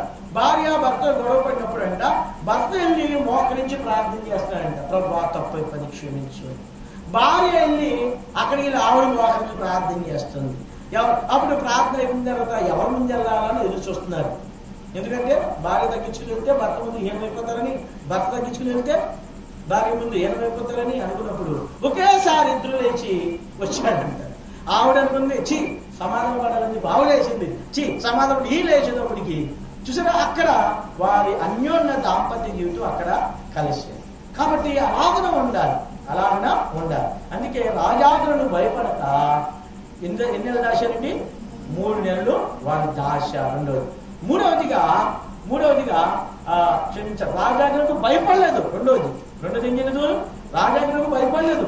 మూడవదిగా విశ్వాసమును బట్టి వారు ఏం చేశారు, 3 నెలలు దాచిపెట్టారు. 1 రోజు కాదు, 2 రోజులు కాదు. పుట్టిన పిల్లవాడు ఏడుపు పక్కోలు వినబడతా ఉంటుంది. వినబడతా లేదండి, వినబడకుండా ఉంటుందా?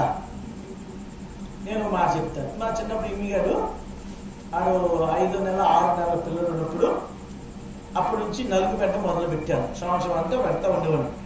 ఒకరోజు ఒక స్త్రీ, ఆ సహోదరి అక్క ప్రభులోకి వెళ్ళిపోతుందని ఆవిడ వచ్చి, సాపడి గారు ఎందుకని పిల్లలు ఎంత ఇబ్బంది పడుతున్నారు, మా ఈ మధ్య కనబడుతున్నాయండి, అక్కడ వరకు కనబడుతున్నాయండి బాబు అని వచ్చి.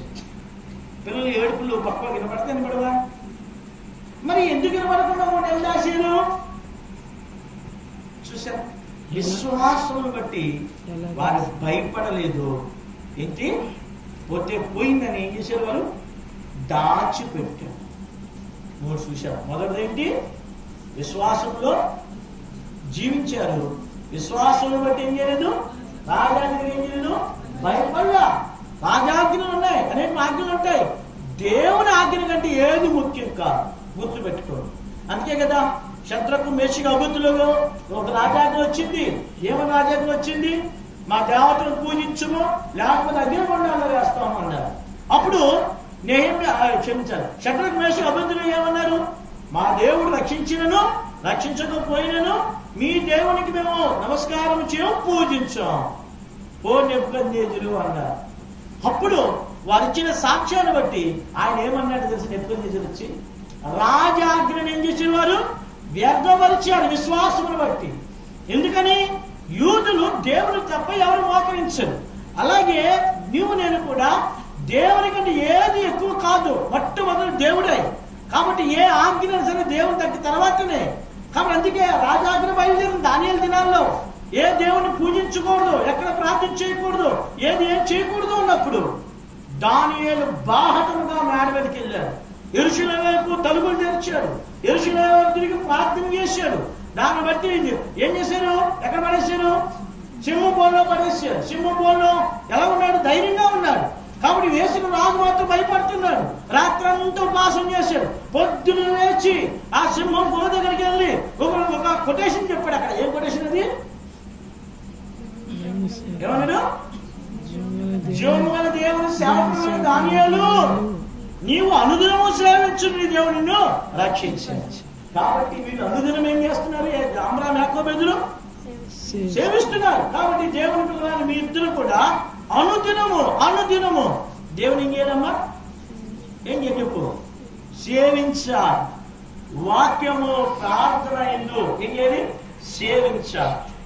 ప్రార్థన లేకపోతేనే పాపం, వాక్యం లేకపోతేనే పాపం, గుర్తుపెట్టుకోండి. అనేక మంది క్రైస్తవ జీవితాల్లో లెగ్గానే ఏం చేస్తారు, భార్య మీద పడుతుంటారు, తిడతారు, భర్త మీద తిడుతుంటారు. పొద్దున లెగ్గానే నువ్వు దేవుణ్ణి కలుసుకోవాలి, దేవుని వాక్యం దగ్గరికి రావాలి, ప్రార్థన చేయాలి. విన్నావా, చదువు రాకపోతే తప్పలేదు, చదువు వచ్చి కూడా దేవుని వాక్యం చదవకపోతే బైబిల్ ఏం చెప్తుంది తెలుసా, రాసుకునే మాట సామెతల్లోకి రండి. దేవుని వాక్యము వినకుండా నువ్వు ఏ ప్రార్థన చేసావు అనుకోండి, రండి సామెతల గ్రంథము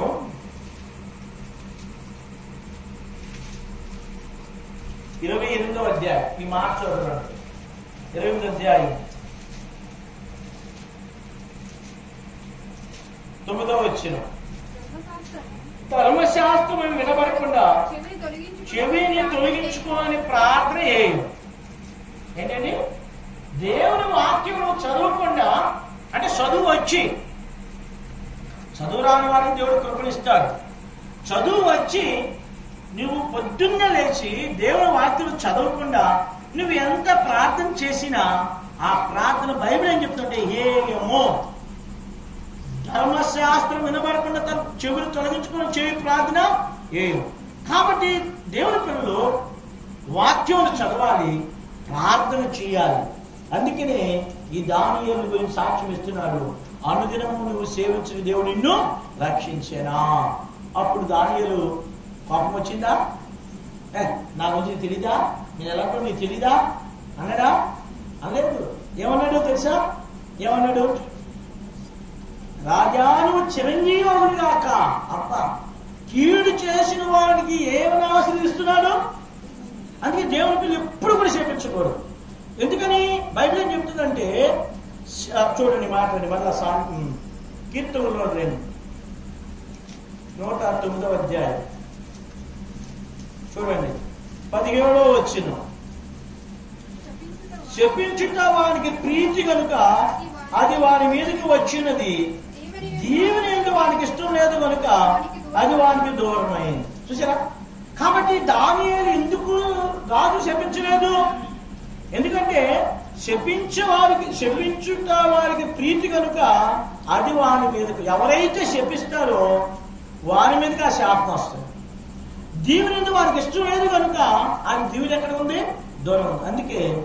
అందుకే రాజా నువ్వు చెప్పేవాడు దాకా అప్పుడు అన్నాడు, నా దేవుని చూసి నేను యథార్థంగా కనబడుతుంది కనుక ఆయన తన దూత నంపి సింహంలో రేంగేసులు మూయించి.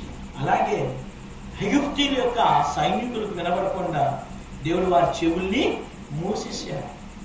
చెవులు ఏం చేశాడు? మూసాడు. దేవుడు ఏదైనా చేయగలడు. 3 చూశాడు. మొదటిది ఏంటి? విశ్వాసమును బట్టి వారు జీవించారు. రెండోది ఏం చేశారు? విశ్వాసమును బట్టి రాజాలకు వారు భయపడలేదు. అనగానే పడేయకుండా ధైర్యంగా పెంచారు. పోతే పోయిందని. అలాగే నెహెమ్యా, షద్రకు, మేషకు, అబేద్నెగో కూడా రాజాజ్ఞను వ్యర్థపరిచారు. దానియేలు రాజాజ్ఞ చేశాడు, వ్యర్థపరిచారు. కొత్త నిబంధనలో అపోస్తలుల కార్యంలో ప్రధాన యాజకులు యోహాను పేతురుని మీరు యేసు నామమున బట్టి మీరు బోధించొద్దు అన్నప్పుడు వారు అన్నారు, అయ్యా మేము కన్న వాటిని విన్న వాటిని చెప్పక మేము ఉండలేము, మేము దేవునికే మేము భయపడాలి, మీకు భయపడాలి మేము అని చెప్పారు. రాజాజ్ఞ చేసిన వాళ్ళు వ్యర్థపరిచారు.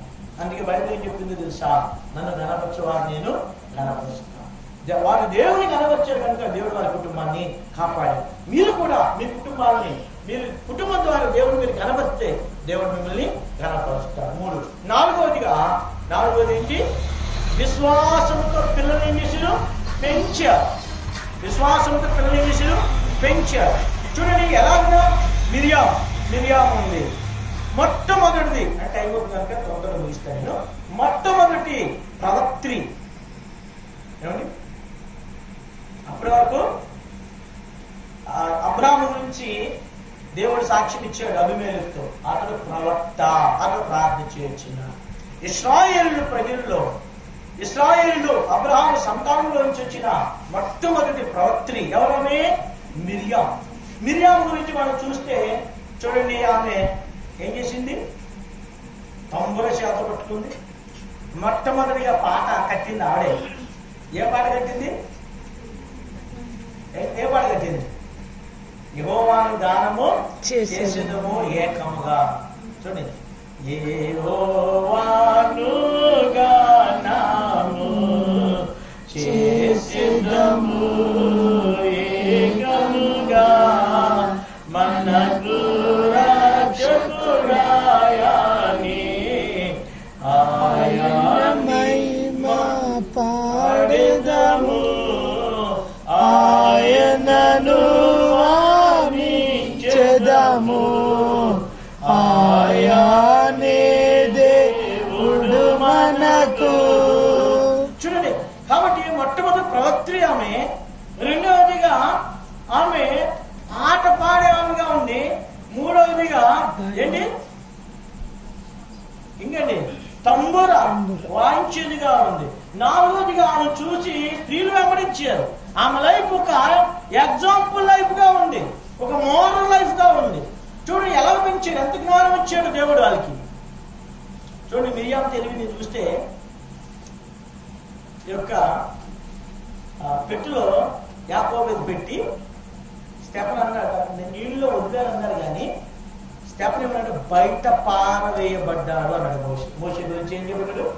బయట పారవేయబడ్డాడు. బతికితే బతికినాడు, సస్తే సత్యాడు. కాబట్టి ఆ మిరియాము చూస్తా ఉంది. ఎంత జ్ఞానం అప్పుడు మిరియాం, చాలా చిన్నపిల్ల. కాబట్టి ఆ మిరియాము చూడండి, అక్కడ ఆ పెట్టి వెళ్తూ ఉంటే ఆ టయానికి దేవుడు ఎవరు తీసుకొచ్చాడు? ఫరో కుమారుడు తీసుకుని వచ్చాడు. ఆ ఫరో కుమార్తె అమ్మమ్మని తీసుకురాని చూస్తే ఆ పిల్లవాడు ఏడుస్తూ అందంగా ఉన్నాడు. ఇప్పుడు ఏం చేయాలి అర్థం కాకపోతే రాణికే ఏమిచ్చిందామే సలహా ఇచ్చింది, నీ కొరకు ఈ పిల్లవాడిని పెంచడానికి ఒక దారిని తీసుకురానా అని సలహా ఇచ్చింది. ఎంత మంచి సలహా అండి. పెద్ద ఆమెకి లేదు, కొట్టుకులాడుతుందామే ఈ పిల్లలతో వదిలితే ముసళ్ళు ఉంటాయండి. చాలా మంది చెప్తారు నైన్ నదిలో భయంకరమైన ముసళ్ళు ఉంటాయండి. నైన్ నదిలో గురించి ఏమంటారు చరిత్రలో? పొడవైన నది. చాలా దేశాలు తిరిగి వస్తున్నారు. అందుకే నైల్ నది పక్కన ఉన్న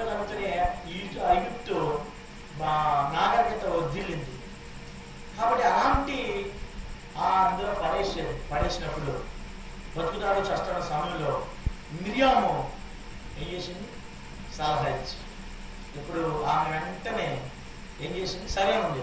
ఎవరు తీసుకొచ్చింది తెలివిగా? చూడండి, ఎవరు తీసుకొచ్చింది? సొంత తల్లి తీసుకొచ్చి దాది అని. లోకానికి అంతటికేమో ఐగుప్తులంతటికేమో ఈవిడ మిరియాం తల్లి యాకోబు అయితే దాది. కానీ లోపల సంగతి ఏంటి? కడుపును పుట్టిన కొడుకు ఇతను. కాబట్టి పెంచి చూడండి. కాబట్టి అహరోను చూస్తే ప్రధాన యాజకుడు, మోషే చూస్తే 40 చూడండి. మోషే చిన్నప్పుడు వాళ్ళ అమ్మ పెంచింది. అది ఎప్పుడు గుర్తొచ్చింది? 40 సంవత్సరాలు గుర్తొచ్చి ఇశ్రాయేలు ప్రజలను చూస్తానికి తలంపు పుట్టింది. అందుకే తల్లిదండ్రులుగా పిల్లలకు బాల్యము నుంచే వాళ్ళు వాక్యం విన్నా వినకపోయినా, అందుకే దైవజనుడు భక్త సింగ్ గారు ఏమంటాడంటే పిల్లలందరికీ కూడా ఏం కొనాలి? బైబిల్ కొనిపెట్టుకోవాలి. అంతేగాని కొన్ని గృహాల్లో ఒకే బైబిల్ ఉంటుంది. భర్త ఒక బైబిల్, భార్య ఒక బైబిల్, పిల్లల బైబిల్ ఉండవు. కాబట్టి ఒకే మనం వేసుకున్న భర్త వేసుకున్న బట్టలు భార్య వేసుకుంటుందా? భార్య వేసుకున్న బట్టలు కుదరై. ఒకే కంచంలో అందరూ తింటారా? తినరు. ఏమండి? జాన్ బిస్లకు ఒక కంచం ఉండాలి. ఎవరు ఇంకెవరు? ఫ్లోరెన్స్కి ఒక కంచం ఉండాలి. ఇది నా కంచం అంటారు. ఒరే ఇద్దరు అన్నదా తమ్ముళ్ళగా తింటారా అంటే తింటారా? నా కంచం నాకు కావాలంటే. అంతేగాని అలాగే నా కొడుకు ఒక బైబిల్ ఉండాలి, నా కూతురుకు ఒక బైబిల్ ఉండాలి. చింపేస్తారండి. దైవజనుడు ఏం చెప్తాడు తెలుసా? పిల్లలు చింపేసినా పర్వాలేదు, కానీ దేవుని వాక్యంతో వారికి ఏం కలిగి ఉండాలి? పరిచయం కలిగి ఉండాలి, స్పర్శం కలిగి. అలాగే వారిని పెంచిన కారణాన్న వారి విశ్వాసం బట్టి కుటుంబము ఎక్కడ పాడేవారు. వారి కుటుంబం ఎక్కడ పాడైనట్టు బైబిల్లో ఉందా? లేదు. 4వది విశ్వాసం బట్టి పిల్లల్ని విశ్వాసంలో పెంచారు. విశ్వాసం బట్టి వాళ్ళు పెంచారు. అందుకే మిరియాము దేవుని కొరకు ఉపయోగపడే ప్రవక్త్రి అయింది. 2వదిగా అహరోను ప్రధాన యాజకుడు అయ్యాడు.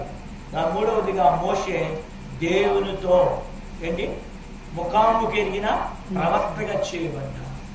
చూడండి, మోషే జీవితం చూస్తే 40 సంవత్సరాలు ఐగుప్తులో ఉన్నాడు, 40 సంవత్సరాలు అరణ్యంలో ఉన్నాడు, 40 సంవత్సరాలు ఇశ్రాయేలు ప్రజలతో శ్రమ అనుభవించాడు. అందుకే ఇక్కడ తల్లిలో ఉన్న గుణలక్షణం మోషేకి వచ్చిందండి. విశ్వాసమును బట్టి రాజాజ్ఞకు ఏం చేయని వాళ్ళు భయపడలేదు. ఈయన విశ్వాసమును బట్టి రాజాను ఆగ్రహములకు భయపడక. చూడండి, ఆ మాట చక్కని మాట రాశాడు పరిశుద్ధాత్మ దేవుడు. విశ్వాసమును బట్టి వారు ఏం చేయాలి? తల్లిదండ్రులు భయపడలేదు. కాబట్టి విశ్వాసమును బట్టి రాజ ఆగ్రహములకు భయపడక ఐగుప్తును విడిచిపెట్టి వెళ్ళిపోయారు. అందుకే మోషే గురించి ఏరాలని తెలుసా? అల్పకాలము పాపభోగం అనుకున్నాడండి. ఐగుప్తు ధనం ఏంటి? ఐగుప్తు సింహాసనము ఎడమకాలు చెప్పుతూ తనేశాడు అతను. అబ్రహాము దగ్గరికి సుధమరాజు వచ్చి అడిగాడు, మనుషులు నాకించి ఆస్తిని తీసేసుకో అన్నాడు. మనమైతే ఏం చేద్దాం? దాని కోసం ఎగబడదాం. కానీ సుధమరాజు ఏం చెప్పాడంటే, సుధమరాజుతో చెప్పిన మాట ఏంటంటే, అయ్యా రేపు పొద్దున అబ్రహాముని ఏం చేశావు? గొప్పవాడిగా చేసావు నువ్వు చెప్పుకున్నట్లు. ఈ పడుచువాడు ఆహారం తప్ప ఎడిని చెప్పులు వారిను నాకు వద్దు అంట. అందుకే దైవజనుడి గురించి మధ్యలో భక్త సింగ్ గారి గురించి పెట్టారు. దైవజనుడు ఫారం వెళ్ళినప్పుడు ఒక కార్లు కంపెనీ ఆయన 10 కార్లు ఇస్తాను అన్నట్టు. అయ్యా పరిచయలు వాడుకోండి అని మీకు వచ్చే ఉంటుంది, వినండి అన్నమాట. పిల్లల వెంకటరత్నం గారని చెప్పాడు, దైవజనుడు చెప్పాడు. అయితే ఆయన అన్నాడంటే నాకు వద్దు అన్నాడు. ఆయనతో పాటు వచ్చే ఉన్న వాళ్ళతో అన్నాడంటే, సరే ఆయనకైతే వద్దులేండి, మీరన్నా తీసుకోండి, కనీసం ఒక 5 కార్లు తీసుకోండి అన్నాడు. ఆయనకే వద్దున్నప్పుడు మాకెందుకండి? చూసారా? అది దేవుని యొక్క పిల్లలు అంటే ధనాపేక్ష సమస్యలను కీడుకు దేవుడు ఏది ఇస్తే దానివల్ల ప్రయాసపడాలి. దేవుడు ఇస్తున్నాను సంతృప్తి పడాలి. కుటుంబంలో ఎప్పుడు తెలుసా మనం బాధపడతాము, ఎప్పుడు తెలిసి ఇబ్బంది పడతాము. మనకు వచ్చేది 10,000 అయితే 50,000 వరకు ఆలోచించి పని చేస్తాం సేవా, అప్పుడు కొత్త ఆరోగ్యం. ఏమండి? ఎవరి కోసమో పులిని చూసి అక్కడ కోతలు పెట్టుకోకూడదు. దేవుడికి ఏది ఇచ్చాడా దాంతో తృప్తిపడు. కుటుంబాలు ఈరోజు పాడబడి కారణం తెలుసా? వాళ్ళు బిల్డింగ్ కట్టేశారు, నేను అప్పు చేసి బిల్డింగ్ కట్టాను. 6 కార్లు కొనేశారు, నేను కూడా కార్లు కొనాలి. ఇది చేశారు, అది చేశారు. చంద్రగడ అంటూ ఉంటాడు అప్పుడప్పుడు, అన్నయ్య గారు అందరికీ కార్లు ఉన్నాయండి, మనకే కారు లేదని అంటూ. అప్పుడు నేనంటే ఎవరే నాయన ఇప్పుడు కానీ నేను ఎవరు అడిగాను అనుకో 10 లక్షలని అప్పిస్తారా, దాన్ని కట్టేటప్పుడు ఏమో ఒట్టుకోడు కానీ దీనివరకు కావద్దు కానీ ఏమడదు మనశ్శాంతి ఉండదు. కాబట్టి దేవుడిచ్చేవాడికి ఆగలను. దేవుడిచ్చేంత వరకు దేవుడు ఇవ్వని దానికోసం ఎంత ప్రయాసపడినా సరే అదేమవుతుంది నష్టం. కాబట్టి దేవుని పిల్లలమైన మనము కాబట్టి అందుకే మోషే పెద్దవాడినప్పుడు ఐగుప్తు ధనమును అల్పకాలం పాపమోమని ఎంచుకుని ఏం చేశాడు? దేవుని ప్రజలతో శ్రమ పడుట నింద పట్ట మేలు అనుకుని ఐగుప్తును విడిచిపెట్టి ఏం చేశాడు? వెళ్ళి విశ్వాసమందు పెంచాడు. కాబట్టి మన పిల్లలు కూడా విశ్వాసం అందు ఏం చేయాలి? పెంచాలి. విశ్వాసం వారికి నేర్పించాలి. దేవుడు ఉన్నాడు, దేవుడు చేస్తాడు, దేవుడు మన అక్కలు తీరుస్తాడు, దేవుడి మీద మనం ఆధారపడాలి, దేవుడు మనల్ని కాపాడుతాడు అని మనం ఏం చేయాలి? చెప్పాలి.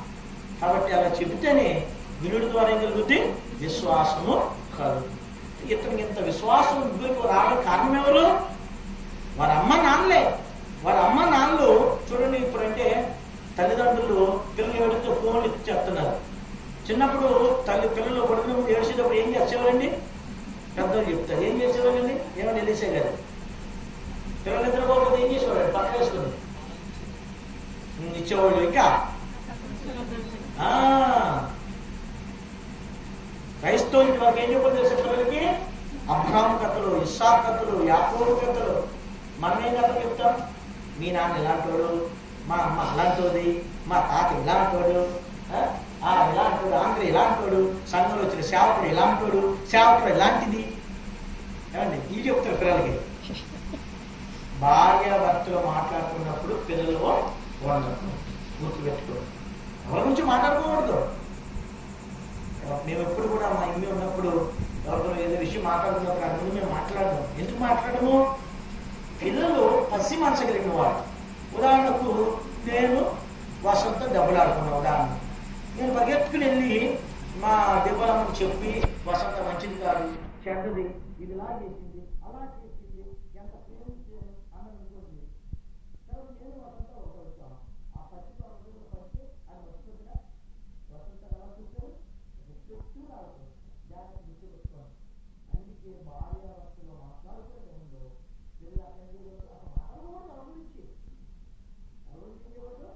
పెద్దగా మాట్లాడకూడదు. కానీ మాట్లాడుకున్న వాళ్ళకి బాగా వస్తుకోవాలంటే పిల్లలు ఏమైంది? ఈరోజు నా పిల్లలు సేవకు ఎందుకు అంటారు? సేవకు ఎందుకు పచ్చి మాట్లాడుతారు. స్థలంలో ఒక ఇల్లు ఓపెనింది. నేను ఎవరమ్మా వెళ్ళాను అంటే ఆ పాస్టర్ గారు ఇల్లు ఓపెన్ ఎక్కువ అర్థం చెప్పాడు. పెద్ద ఆయన చెప్పాడు. చెప్పింది ఎవరుగా ఆ పాత్ర ఓన్ చేసి వెళ్ళిపోయారు. వీళ్ళందరూ సంఘ పెద్ద సంఘ భార్య వచ్చేవారు, వీళ్ళందరూ కూర్చున్నారు. నేను ఓన్ చేసి కూర్చుంటే వాళ్ళందరూ ఆ సంగతి 15 కూడా లేవు. ఆ రెండు ఏమన్నా ఇంకా ఈరోజు మనలో బాగా ప్రజలు రెచ్చిపోయి చుట్టూ వచ్చే క్యాపిటల్ ఎక్కువ వాటిని చెప్పారు.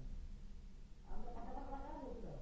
సంఘ పెద్ద గారి భార్య పిల్లలు వీళ్ళందరూ పక్కన వెళ్తున్నారు. అప్పుడు నేను అన్నాను, సరే అదే చెప్పి నువ్వు బయట నువ్వెంత నువ్వు చావుకొని కాంగ్రెస్ చేసి బతికేది ఇది మామూలు లేదు అన్నప్పటికీ సంగతిగా బాగా ఉంటుందా? అమ్మో చావు చేపలు లేవనుకోండి అమ్మేవో. కానీ ఆ ముందు పిల్లవాడు ఎవరైనా స్వీకరించినప్పుడు, పిల్లవాడు ఎవరైనా చక్కగా చెప్పినప్పుడు పిల్లవాడిని మనం దర్శిస్తాం. అది నేర్పాలి, క్రమశిక్షణ నేర్పాలి. దేవునిలో దేవుని పేరు ఎలా పడగా క్రమశిక్షణ నేర్పాలి. నేను దేవుని ధైర్యం సాక్షి చెప్పగలను.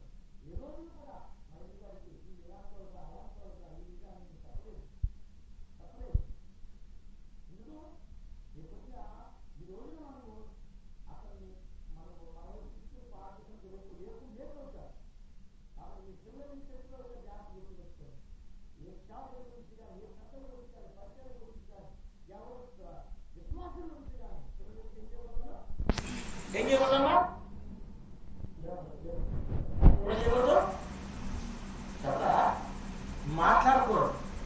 మాట్లాడకూడదు.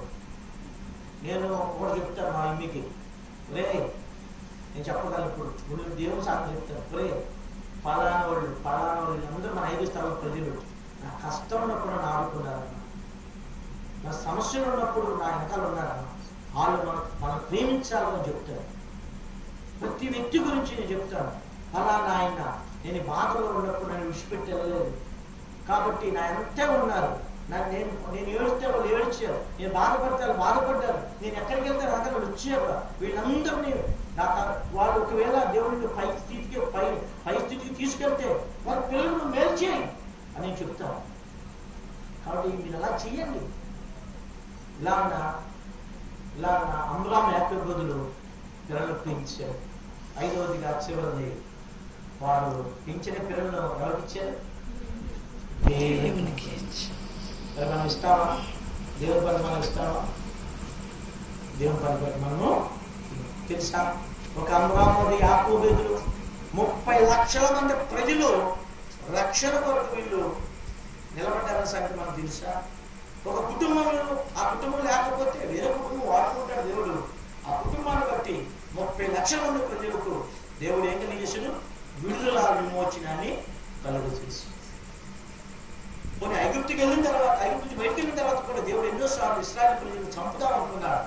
కానీ యాకోబు కుమారుడైన మోషే అడ్డుపడి, ప్రభువా చంపాలంటే ముందు నన్ను చంపు, చెయ్యాలంటే నన్ను తీసేయి.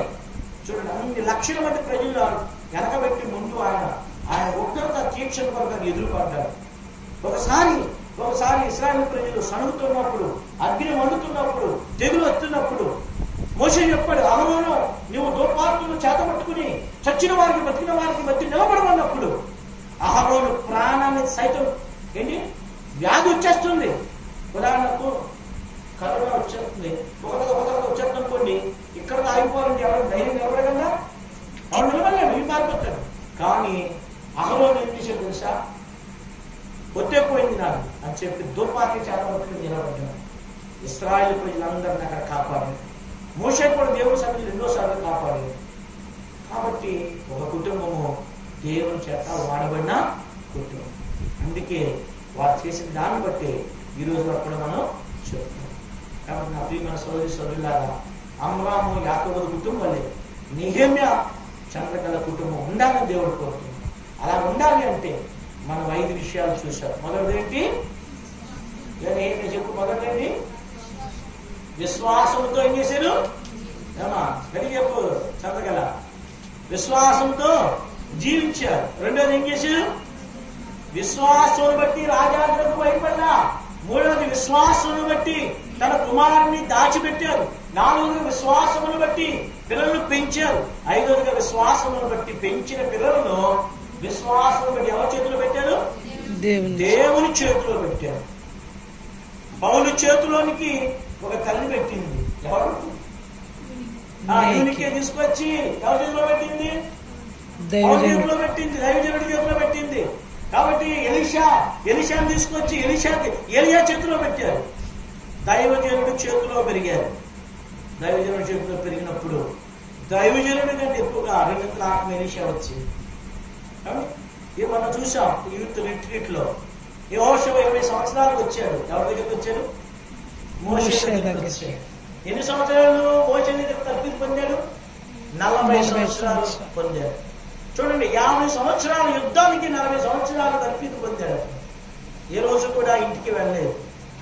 కాబట్టి అందుకే దేవుడు ఏమనంటే, యెహోషువ నేను మోషేకు తోడైనట్లు నీకు నేను తోడైన. అందుకే పౌలు తిమోతిని ఏమని పిలిచాడు? ముందు నా కుమారుడా అన్నాడు. రెండోది ఏమన్నాడు? ముందు నా పిల్ల అన్నాడు. నా పిల్ల అన్నాడు. నా నిజమైన పిల్ల, నా కుమారుడా, తర్వాత యవనుడా. చివరికి వచ్చేటప్పటికి ఏమన్నా తెలుసా? ఏమన్నాడు? అమ్మా ఏమన్నాడు? దైవజనుడా. ఏమన్నాడు? పౌలు ఉత్తరం రాస్తూ తిమోతి చెప్తున్నాడు, ఇతడు నా జత పనివాడు. కాబట్టి మన పిల్లలను కూడా దేవుని చేతికి అప్పచెప్తే దేవుని ఆత్మతో దేవుడు నింపి మోషే ఆహారంలో మిరియాలు వాడుకున్నట్లుగా మీ పిల్లలను కూడా వాడుకుంటారు. అలాగే అమ్రాము యాకోబు కుటుంబం దేవుడు దీవించినట్లుగా సోదరుడు నెహెమ్యా చంద్రకళ కుటుంబం దేవుడు దీవించినట్లుగా, మంచి సంతానం దేవుడు ఇచ్చినట్లుగా, ఈ కుటుంబం ద్వారా దేవుడు మరుగుపరచబడినట్లుగా ప్రభు సహాయం చేయనుగాక. వాళ్ళే కాదు, మన కుటుంబాలను కూడా దేవుడు ఆస్వాదించాలని కోరుతున్నారు. అయితే మనం పూర్ణ హృదయంతో మన దేవుని వెంబడించాలి, పూర్ణ హృదయంతో మనం ఆయన అనుసరించాలి, ఆయన సేవించాలి. అప్పుడే నీవు నీ పిల్లలు దేవుడు ఏం చేస్తాడు, దీవించి ఆశీర్వదిస్తాడు. అలా ఆశీర్వించగల ప్రభు మనకు సహాయము చేయగల. ప్రార్థన చేసుకుందాం.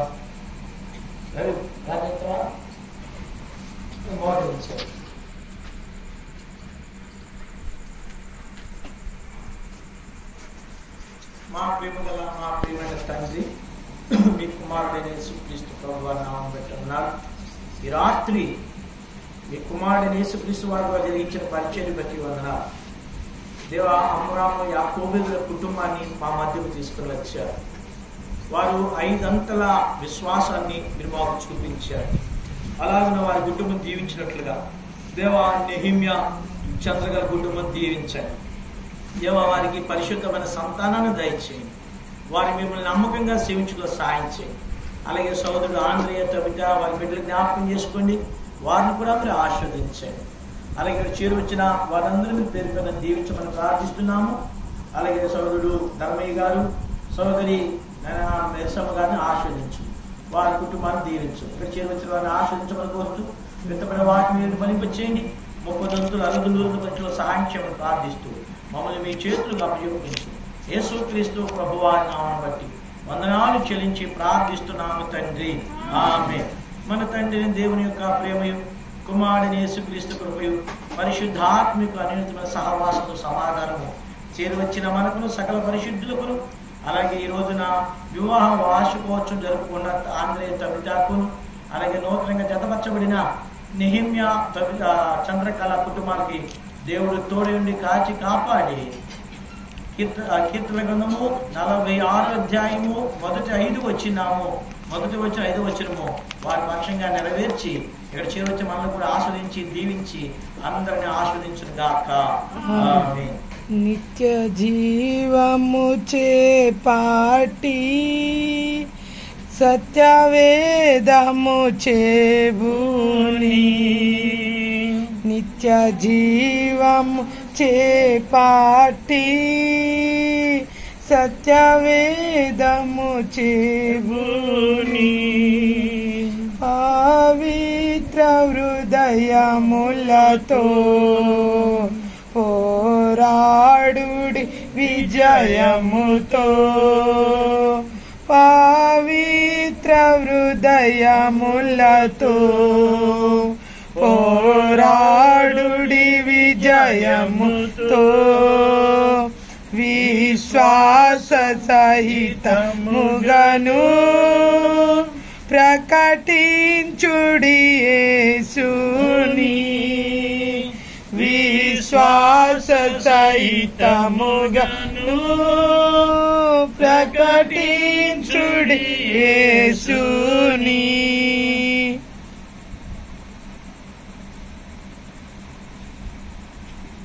Praise lord. మీరు అక్కడ కూర్చోండి, సోదరు ఆంధ్రయ్య ప్రకటన చేస్తారు.